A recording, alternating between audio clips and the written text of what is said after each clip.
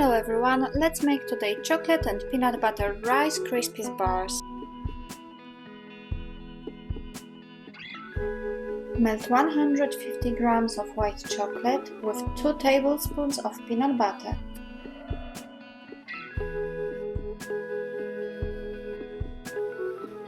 Mix well together.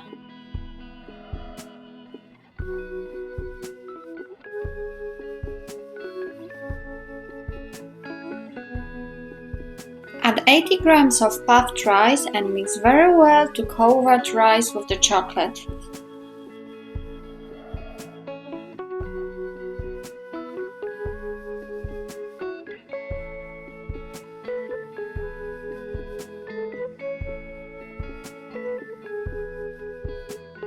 Place rice in a baking tray about 10 cm for 20 cm, line with clean film and press very strong.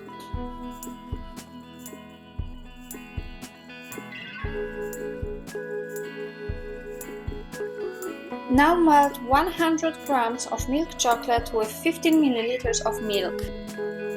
When chocolate is ready, pour over the rice and place in a fridge for about an hour.